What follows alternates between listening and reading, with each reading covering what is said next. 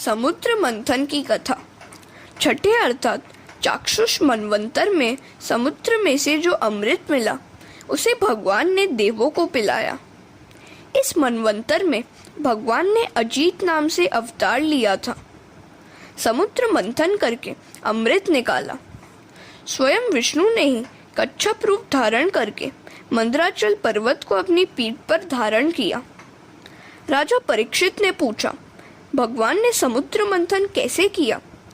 कच्छप रूप लेकर मंदराचल को अपनी पीठ पर क्यों धारण किया? उन्होंने देवताओं को कैसे अमृत पिलाया? इस समुद्र मंथन की कथा कृपया मुझे भी तो सुनाइए। सुखदेव जी वर्णन करते हैं, राजन, एक बार इंद्र इधर उधर घूम रहा था कि मार्ग में ऋषि दुर्वासा मिल गए। दुर्वासा ने इंद्र को पुष्पमाला अर्पित की। साधु ऋषि जब कुछ देते हैं तो सद्भाव पूर्वक देते हैं, उसे इनकार न करके आदर से ग्रहण करना चाहिए। इंद्र संपत्ति के मद से विवेक भ्रष्ट हो गया था। उसने माला हाथी की सूंड पर फेंक दी और हाथी उसे पांव से कुचलने लगा। दुर्वासा ने सोचा कि इंद्र मेरा और पुष्पवासी लक्ष्मी का अपमान कर रहा है। तब उन्होंने इंद्र को श्राप दिया, तू दरिद्र होगा। संपत्ति के मद से विवेक भ्रष्ट हुआ व्यक्ति दरिद्र हुए बिना फिर विवेकी नहीं बन पाता। इंद्र दरिद्र हो गया और स्वर्ग का राज्य दैत्यों को मिला। देवगण ने भगवान का आसरा लेकर उनसे प्रार्थना की कि कुछ ऐसा उपाय करें कि जिससे हमें स्वर्ग का राज्य वापस मिल जाए। भगवान ने समुद्र मंथन करने की आज्ञा दी और कहा कि इससे प्राप्त होने वाला अमृत तुम्हें पिलाकर तुम्हें अमर बनाऊंगा। यह काम कोई आसान काम नहीं है। इस काम में शत्रुओं को भी साथ लेना, अन्यथा वे बाधा उपस्थित करते रहेंगे। दैत्यों के साथ मैत्री करके उनकी प्रशंसा करना। वे अभिमानी हैं, अतः अपनी प्रशंसा सुनकर वे मित्र बन जाएंगे। जिसे ज्ञान रूपी भक्ति रूपी अमृत मिलता है वह अमर हो जाता है। देव और दैत्य अमृत प्राप्ति के लिए समुद्र मंथन करने लगे। मंदराचल पर्वत की मथानी और वासुकी नाग को रस्सी बनाया गया। संसार ही समुद्र है, अपने जीवन का मंथन करो। समुद्र मंथन जीवन का ही तो मंथन है। संसार समुद्र का मंथन करके ज्ञान और भक्ति रूपी अमृत का पान करने वाला अमर हो जाता है। मन को मंदराचल पर्वत की भांति स्थिर करो। मन ही मंदराचल पर्वत है और प्रेम डोर ही वासुकी नाग। 16वें वर्ष में मनोमंथन शुरू हो जाता है। शिव पुराण में एक प्रसंग है। शिवजी ने कामदेव को आज्ञा दी कि बाल्यावस्था और वृद्धावस्था को छोड़कर मनुष्य को तू सताते रहना। युवावस्था में पूर्व जन्म के संस्कार धीरे धीरे जागृत होते हैं। उस समय अपने मन को मंदराचल पर्वत की भांति स्थिर करना चाहिए। मन को चंचल न होने देना चाहिए। उसके लिए कम से कम 3 घंटे ठाकुर जी की प्रतिदिन सेवा करो। जब मंदराचल प्रभु में डूबने लगा तो भगवान ने कूर्मावतार लेकर अपनी पीठ पर उसे धारण किया। अपने मन को भी तुम ठाकुर जी के किसी भी स्वरूप में स्थिर करो। मन का स्वभाव होता है मात्र साकार वस्तु का ही दर्शन करने का। सगुण का साक्षात्कार जब तक भली भांति न हो पाए तब तक निर्गुण में दृष्टि स्थिर नहीं हो पाती। भगवान के सगुण स्वरूप में स्थिर हुआ मन उनके निर्गुण स्वरूप में स्थिर हो सकता है। निराधार मन संसार सागर में डूब जाता है। मन रूपी मंदराचल आधार के बिना स्थिर नहीं रह पाता। उसे भगवत स्वरूप भगवान नाम के आधार की आवश्यकता है। उसे वह आधार मिलेगा तो वह संसार समुद्र में कभी नहीं डूबेगा। हरे कृष्णा। अनेक औषधियों को समुद्र में विसर्जित करके समुद्र का मंथन किया गया है। औषधि का एक अर्थ है दवा तो दूसरा अर्थ है अन्न। जल और अन्न औषधि है। ये दोनों शरीर को आवश्यकता अनुसार देना चाहिए। भूख और प्यास को रोग मानो और उन्हें सहने की आदत डालो। जिस प्रकार रोग को मिटाने के लिए औषधि ली जाती है, उसी तरह अन्न जल का प्रमाणानुसार सेवन करो। शरीर हल्का होगा तो भजन ठीक से हो सकेगा। समुद्र में से प्रथम विष निकला था और बाद में अमृत। मन को स्थिर करके प्रभु के पीछे लग जाओगे तो वे पहले तो विष ही देंगे, किंतु उसे सह लोगे तो अमृत भी देंगे। महापुरुषों ने विविध कष्ट रूपी विष का पान किया था, दुखों को सहन किया था, अतः उन्हें ज्ञानामृत मिला। जीवन मंथन के प्रारंभ में विष ही मिलेगा। मंथन यौवन से ही शुरू हो जाता है। पहले विष मिलेंगे और विषय, ये विष जैसे ही तो है। निंदा और कर्कश वाणी विष ही है। निंदा और नरक एक ही है। निंदा रूपी विष सह लोगे तो अमृत मिलेगा। प्रतिकूल परिस्थिति भी विष ही है, दुख भी विष है।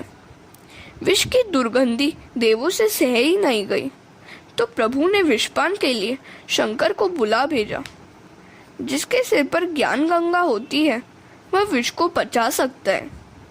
इस संसार का विष सभी को जलाता है, किंतु ज्ञान गंगाधारी को नहीं जला सकता। शंकर भगवान की भांति ज्ञान गंगा को सिर पर धारण करोगे तो विष सहा जाएगा। शिव जी की पूजा विष सहने की शक्ति देता है। शिव जी दान देते हैं, अतः विष सहने की शक्ति मिलती है। निंदा शब्द रूप होने के कारण उसका संबंध आकाश के साथ होता है, आत्मा के साथ नहीं। ऐसा मानकर निंदा सह लेनी चाहिए। देवों ने शिव जी से विष पी जाने के लिए प्रार्थना की। उन्होंने पार्वती से अनुमति मांगी तो पार्वती ने कहा, ये सब तो स्वार्थी हैं। विष पीने से आपको अगर कुछ हो गया तो शिव जी कहते हैं, यदि सबका कल्याण हो सकता है तो भले ही चाहे मुझे दुख क्यों न झेलना पड़े। अन्य को सुखी करने के लिए जो स्वयं दुख सह ले वही शिव है। स्वयं को सुखी करने के लिए दूसरों को दुखी करे वह जीव है। दूसरों का हित करने के लिए जो अपना स्वार्थ भी छोड़ देता है वह शिव है, और अपने स्वार्थ के लिए जो दूसरों का काम बिगाड़ता है वह जीव है। शिवजी ने भगवत स्मरण करते हुए विषपान किया। विष को गले में ही रखना है, पेट में नहीं उतारना। किसी को कटु शब्द सुनाने की इच्छा हो जाए तो उसे गले में ही रोक दो, मुख पर मत आने दो। विष गले में रखा जाता है, इसे न तो बाहर निकालना है और न पेट में उतारना है। निंदा की ओर ध्यान ही नहीं देना है। किसी द्वेष को याद मत करो। विष को पेट में कभी मत रखो। कर्कश वाणी विष ही है। शिवजी ने विष को कंठ में ही रखा हुआ है। भागवत में तो नहीं है, किंतु किसी महात्मा ने कहा है कि जब शिवजी विषपान कर रहे थे तो कुछ छींटे नीचे गिरे थे और वह विष के छींटे कुछ जीवों की आंखों और पेट में पड़ गए थे।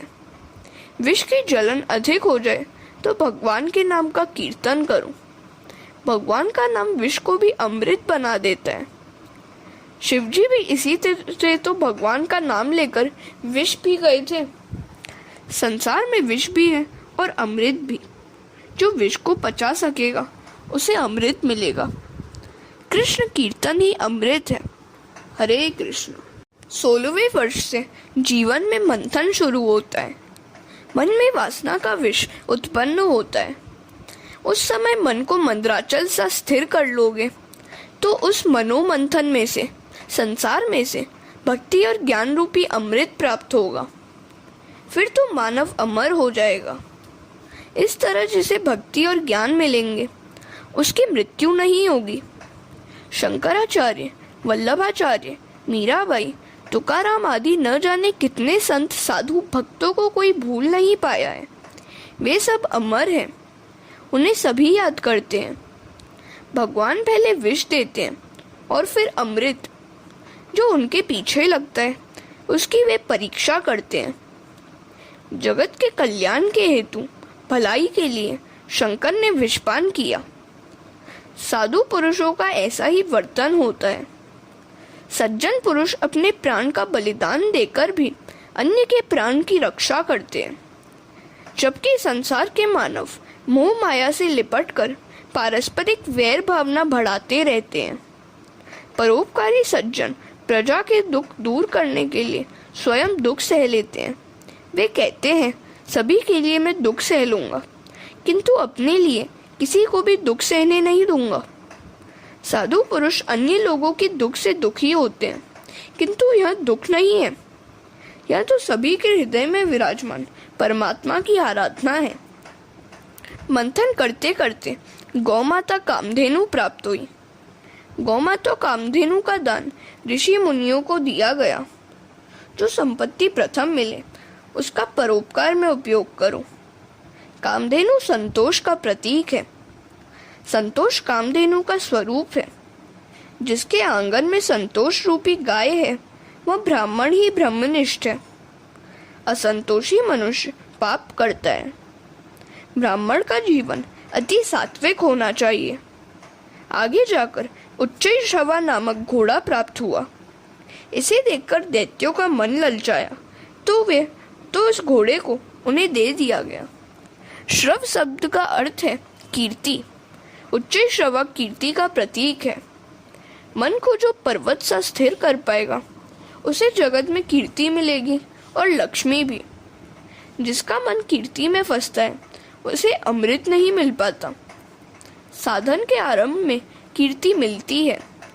यदि मन इसी में फंस गया तो भगवान नहीं मिलेंगे। जिसे मान अधिक मिलता है उसके पुण्यों का क्षय होता है। जिस जीव को मान का मोह नहीं है और जो दीनता से प्रभु की प्रार्थना करता है उस जीव को ईश्वर अपने जैसा बनाते हैं। विष्णु सहस्त्र नामावली में भगवान को अमानी मानदो कहा गया है। भगवान स्वयं अमानी है किंतु जीवों को मान देते हैं। जिसका मन उच्चैःश्रवा अर्थात कीर्ति के मोह में फंस गया है उसे अमृत नहीं मिलता। दैत्यों ने उच्चैःश्रवा को ले लिया था, अतः उन्हें अमृत नहीं मिला। बिना कसौटी के परमात्मा कृपा नहीं करते। जो कीर्ति और प्रसिद्धि में फंसता है उसे अमृत नहीं मिलता। आगे चलकर समुद्र मंथन में से जब ऐरावत हाथी निकला तो दैत्य घोड़ा ले लेने के कारण पछताने लगे। हाथी सूक्ष्म दृष्टि का प्रतीक है। हाथी की आंखें छोटी सी होती है। देवों को यह हाथी दिया गया। स्थूल दृष्टि देह दृष्टि है। सूक्ष्म दृष्टि आत्म दृष्टि है। सूक्ष्म दृष्टि वाले को अमृत मिलता है। सूक्ष्म दृष्टि वाले को कामदेव सता नहीं सकता। आगे चलकर समुद्र मंथन से अप्सरा प्राप्त हुई। दैत्यों से देवों ने कहा कि इसके बाद जो कुछ निकलेगा उसे हम लेंगे। पारिजात और अप्सरा देवों को मिले। हरे कृष्ण। लक्ष्मी जी का प्राकट्य। अब समुद्र से लक्ष्मी जी प्रकट हुई। ये तो साक्षात जगदम्बा महामाया है। दैत्यों ने सोचा कि हमें यह मिल जाए तो अच्छा हो, किंतु मांगने वालों को, इच्छा करने वालों को लक्ष्मी नहीं मिलती। लक्ष्मी जी को सिंहासन पर बिठाया गया। इस जगत में भी लक्ष्मी नंदनों को सभी मान देते हैं। लक्ष्मी जी सोचने लगी कि किसके गले में वरमाला पहनाऊं। सर्व गुण संपन्न पुरुष की खोज में निकली। उन्हें ऋषियों के मंडप में लाया गया। ये ऋषि ज्ञानी भी हैं और तपस्वी भी, किंतु क्रोधी अधिक है। मात्र तप करने से कुछ फल नहीं मिलता। तप को भक्ति का भी साथ होना चाहिए। तप करने से शक्ति बढ़ती है और इससे क्रोध भी बढ़ जाता है। तप और ज्ञान से शक्ति तो बढ़ती है, किंतु वह छलकने भी लगती है। अतः ज्ञान के साथ भक्ति भी होनी चाहिए। भक्ति दीनता नम्रता के सिंहासन पर विराजती है। लक्ष्मी का मन न माना। आगे देवगण विराजमान थे। वे क्रोधी नहीं है, किंतु अतिशय कामी है। शास्त्र ने क्रोध का लाल, लोभ का पीला और काम का रंग काला बताया है। देव महान होते हुए भी कामी है, अतः वे आगे चले। आगे बैठे थे परशुराम जी। वे जितेंद्रिय हैं, कामी और क्रोधी नहीं है, किंतु निष्ठुर है। क्षत्रियों के छोटे बालकों को भी वे मारते हैं, अतः मुझे पसंद नहीं है। आगे मार्कंडेय मुनि बैठे थे। वे सुंदर भी हैं और दीर्घ आयुषी भी हैं, किंतु भरी सभा में आंखें मूंद कर बैठे हैं। लक्ष्मी जी की ओर भी उन्होंने नहीं देखा। लक्ष्मी जी ने सोचा कि ये महात्मा तो अनासक्त है, मेरी ओर देखते तक नहीं है। मैं यदि इन्हें वरूंगी तो भविष्य में भी शायद मेरी ओर ध्यान नहीं देंगे। मार्कंडेय ने कहा, तुझे कैसे सुंदर मानूं? तुझसे तो कन्हैया अधिक सुंदर है। जब तक वह तुझे नहीं अपनाएगा मैं तेरा दर्शन नहीं करूंगा। मुझे लक्ष्मी का मोह है ही नहीं। जब लक्ष्मी का मोह छूटता है तब प्रभु भक्ति का प्रारंभ होता है। तुकाराम के दारिद्र्य को देखकर शिवजी महाराज उनके लिए सुवर्ण से भरा थाल भेजा। तुकाराम ने कहा, जब मैं लक्ष्मी के पीछे भाग रहा था तब वह मुझे मिली ही नहीं। अब मेरा चित्त भगवान से जा लगा है तो वह बाधा डालने आ रही है। उन्होंने सुवर्ण भरा थाल लौटा दिया। सारा दिन भजन करने वाले और कुछ भी उद्यम न करने वाले को लक्ष्मी जी नहीं मिल पाती। आगे चली तो वहाँ शंकर विराजमान थे। लक्ष्मी जी अपनी सखियों के साथ वहाँ आई। शंकर कामी भी नहीं है और क्रोधी भी नहीं। लक्ष्मी जी ने शंकर जी को देखा। इनका स्वभाव तो मंगल है, किंतु वेश अमंगल है और चेष्टा भयानक है, और वे भोले भी बहुत हैं। शंकर के निकट भगवान नारायण विराजमान थे। लक्ष्मी जी ने सोचा कि वे ही उत्तम है। जिसका हृदय कोमल और मृदु होता है उसी के पास लक्ष्मी जी आती हैं। उन्होंने नारायण को वरमाला पहना दी। लक्ष्मी नारायण की जय। अब तक नारायण की दृष्टि धरती की ही ओर थी। लक्ष्मी जी ने उन्हें वरमाला पहनाई तो वे इधर उधर देखने लगे। जिसके पास लक्ष्मी हो उसे आसपास भी देखना चाहिए। सामान्यतः धन मिलने के बाद लोग चारों ओर नहीं देखते हैं। मैं, मेरी पत्नी और पुत्र, बस। यह ठीक नहीं है। धनवानों को तो चारों ओर देखकर सभी दीन दुखी का दुख दूर करना चाहिए। समुद्र मंथन का काम आगे चलने लगा। दैत्यों ने सोचा कि एक बार घोड़ा पाया और सभी कुछ देवताओं को मिला। अब तो जो कुछ भी निकलेगा वह हम ही लेंगे। इस बार मदिरा निकली। दैत्यों को मदिरा मिल गई। पियो, बस पियो। हरे कृष्णा। अमृत का प्रकट होना और मोहिनी अवतार। मंथन आगे चला तो भगवान धन्वंतरी अमृत कुंभ लेकर प्रकट हुए। दैत्यों ने वह घड़ा छीन लिया तो देवगण दुख के मारे भगवान की शरण में आए। तो भगवान ने कहा, अब शक्ति नहीं युक्ति से काम लेना होगा। जिस दैत्य के हाथ में सबसे पहले अमृत कुंभ आया था वह कहने लगा कि वहीं पहले पिएगा। उसके बड़े भाई ने कहा कि मैं पहले पीऊंगा, और फिर सभी दैत्य इस बात को लेकर एक दूसरे से झगड़ने लगे। आपसी झगड़े के कारण उन्हें अमृत मिल नहीं पाया। जिसके घर में इन दैत्यों की भांति गृह कलेश होने लगता है उसके घर में से किसी को भी ज्ञानामृत और भक्ति अमृत नहीं मिल पाता। झगड़ते हुए दैत्यों के समूह के बीच भगवान मोहिनी का रूप लेकर प्रकट हुए। मोहिनी का सौंदर्य देखकर दैत्य चकरा गए। आहा, क्या सौंदर्य है! मोहिनी मोह का ही स्वरूप है। जो मोहिनी में आसक्त है उसे अमृत नहीं मिलता। संसार की प्रत्येक वस्तु में माया है। सौंदर्य तो मात्र कल्पना ही है। एक वस्तु तुम्हें सुंदर लगती है, वही वस्तु संभव है कि किसी को सुंदर न भी लगे। सौंदर्य आँखों में है। वस्तु में मनुष्य ही सौंदर्य का आरोपण करता है। सुंदर तो मात्र श्री कृष्ण ही है। जगत में जो कुछ दिखता है वही सब श्री कृष्ण की सुंदरता के कारण ही सुंदर है। जिसे मोहिनी का मोह लग जाता है उसे अमृत भक्ति रूपी नहीं मिल पाता। जो संसार की मोहिनी में सौंदर्य और विषयों के मोह में फंसता है उसे अमृत नहीं मिलता, किंतु जिसका मन मनमोहन श्री कृष्ण में फंसता है उसे अमृत मिलता है। जब तक सांसारिक मोहिनी का मोह है भगवान नहीं मिलेंगे। सांसारिक पदार्थों में मन जैसे फंसा हुआ है, वैसे ही जब तक श्री कृष्ण के स्वरूप में न फंसे तब तक भक्ति फलवती नहीं होती, और भक्ति की सिद्धि के बिना भगवान नहीं मिलते। स्वरूप आसक्ति के बिना भक्ति सिद्ध नहीं हो पाती। सांसारिक विषयों का मोह छोड़ोगे तो भक्ति हो सकेगी। इसे विवेक से छोड़ना है। ज्यों ज्यों प्रभु प्रेम बढ़ता जाएगा, त्यों त्यों विषयों की ओर से अरुचि होती जाएगी। समुद्र के ज्वार और भाटा परस्पर विरोधी हैं। इसी प्रकार प्रभु प्रेम बढ़ जाने पर विषयासक्ति घटती जाएगी।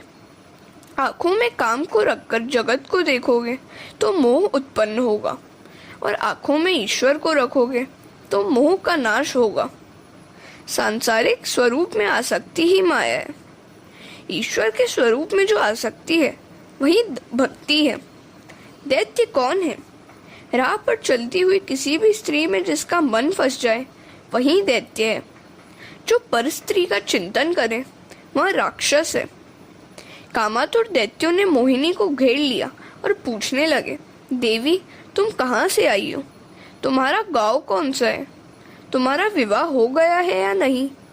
मोहिनी की माया में दैत्य सुध-बुध खो बैठे। भगवान सोच रहे थे कि इन दैत्यों को अमृत न देने में ही कल्याण है।